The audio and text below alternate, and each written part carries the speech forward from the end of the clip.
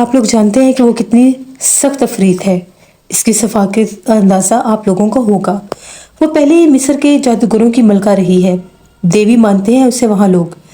इसका चेहरा बिल्ली और धड़ औरत का होता है और बड़ी ताकतों और शैतानी अमलियात की वजह से इसका मुकाबला करना इतना आसान नहीं।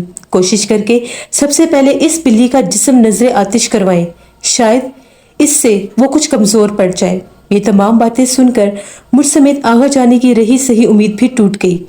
उन्हें दिलासा देता तो कैसे देता, मुझे खुद बेहद अफसोस था।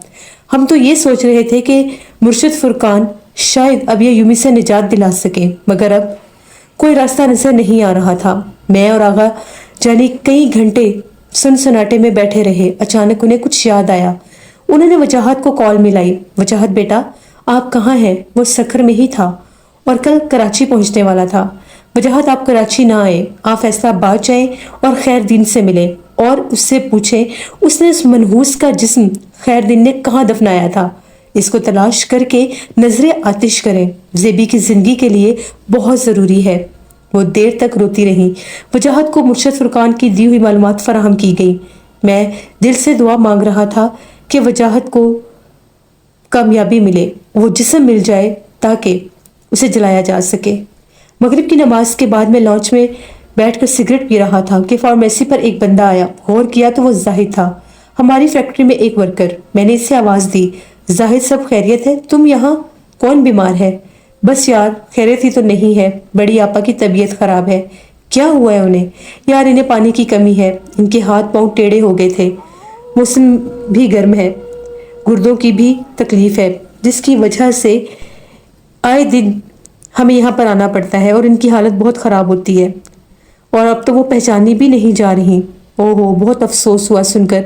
अब कैसी हालत है उनकी? यार ज़माना हो गया है, मियाँ बीवी मियाँ बच्चे सब आजिज आ चुके हैं।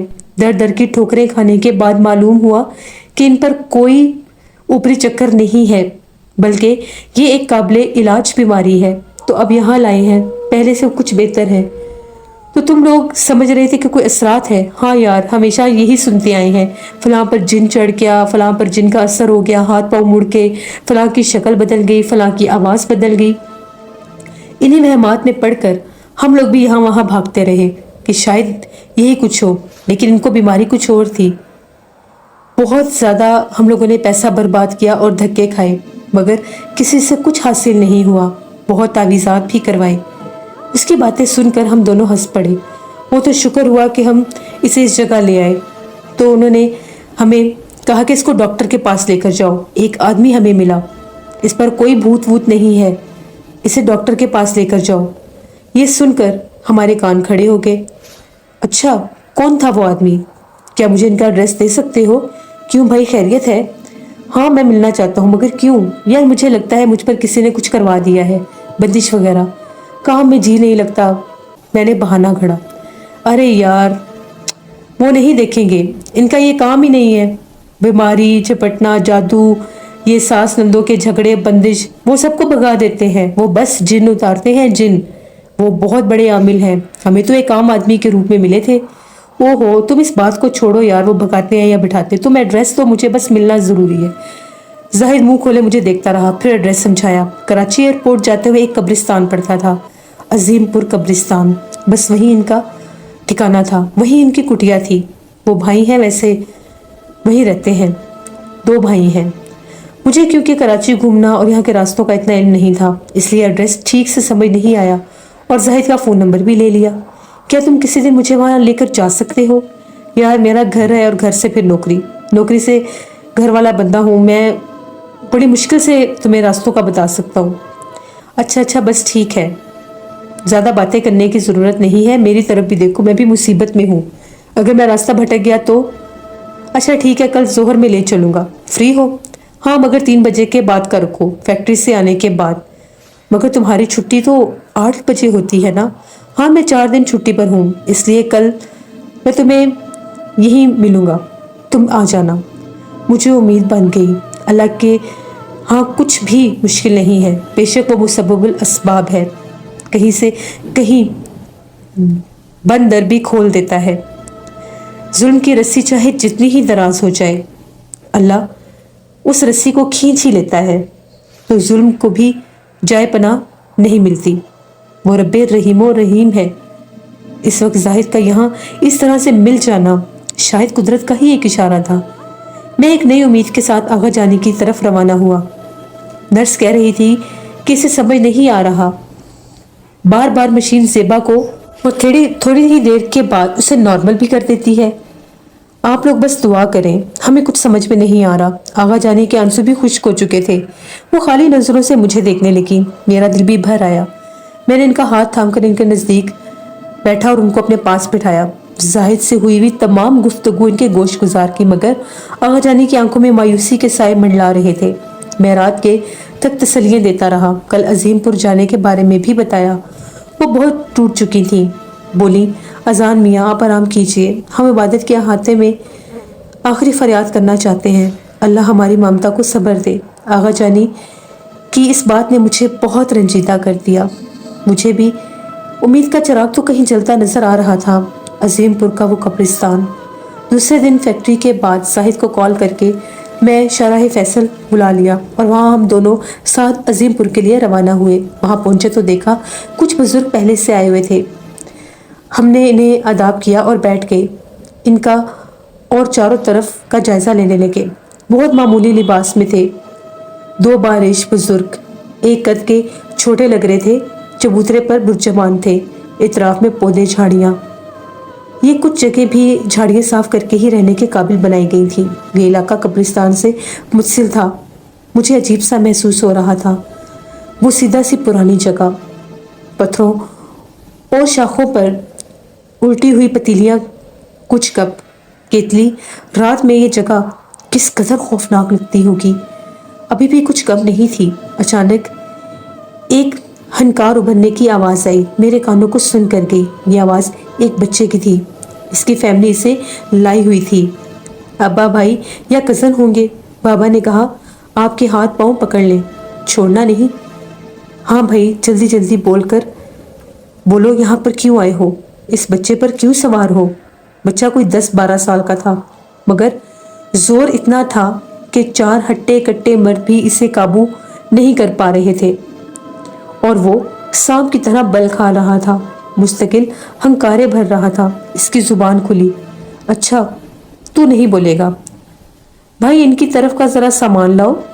एक बंदा अंगीठियों में सुलगते हुए कोयले लेकर आया। बाबा ने किसी चीज की मुट्ठी भरी और पड़कर कुछ फूंका। मिट्टी और कोयलों पर फूंक मारी तो आग भड़क उठी। नहीं बोलेगा तू? अभी भी सोच ले, फिर ये ना कहियो कि शाहजी ने मौका नहीं दिया, राह नहीं देखी। शाहजी ने सुलगते हुए अंगारे हथेली पर उठाए हुए थे। बड़ा अज़्म था ना तुझको, तू आग से बना है और हम खाक से। ला हाथ दे, तेरा इम्तिहान तो भर लूं। ला हाथ दे। और सुलगते हुए अंगारों का हाथ भर कर उन्होंने यूं पकड़े हुए थे जिस तरह से ये कोई और आम सी चीज़ है, कोई पत्थर है। और वो ढीठ बच्चा कुछ भी नहीं बोल रहा था, बस बल खा रहा था। अच्छा, अब समझाते हैं तुझे।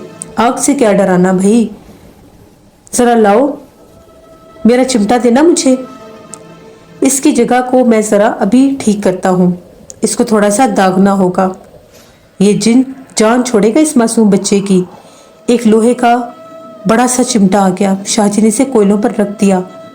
वो तप रहा था, वो सुर्ख हो गया। मैं भी उसे देख रहा था। उसकी नोक जो थी तप तप कर सुर्ख होती जा रही थी। और फिर उन्होंने उस पर अपनी जुबान फेरी। उफ मेरे खुदाया, मैं तो देख रहा था, मेरी तो जान निकल रही थी। ये कैसे मुमकिन है? अब तेरी बारी है बेटा, चिमटा तैयार है। भाई इसके कपड़े उतारो कोई। 2 लोग और आए और उन्होंने कमीज उतार दी। इतने में बच्चा बोल पड़ा, नहीं मेरे साथ नहीं, तू जानता नहीं मुझे, मैं तुझे जलाकर भस्म कर दूंगा बुढ़े।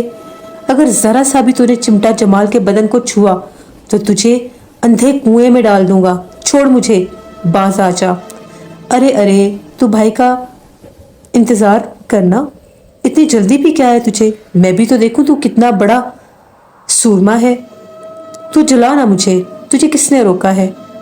मैं तो नहीं रुकने वाला अब। ये कहकर शाहजी ने अपनी जगह से उठने का इशारा किया और वो उठ खड़े हुए और चिमटा अंगीठी से उठाकर बच्चे के नजदीक पहुंचे। देख, आखिरी मशवरा है, मान ले।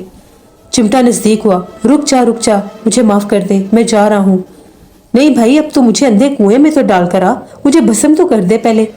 ये वादा तूने किया था ना, अब तू चाहता है कि मैं तुझे बख्शूं, तो इस वादा कर इस बच्चे की जान छोड़ेगा और वापस नहीं आएगा। हाँ हाँ, मैं वादा करता हूँ, अब कभी नहीं आऊंगा।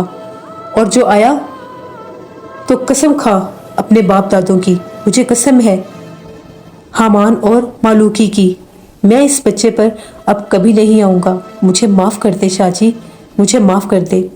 ठीक है, अभी के अभी निकल इसके जिस्म से और गारत हो, और फिर कभी आया तो मौका नहीं दूंगा। तेजाब का ड्रम देख वो रखा है, इसमें डाल दूंगा तुझे। चल भाग यहाँ से।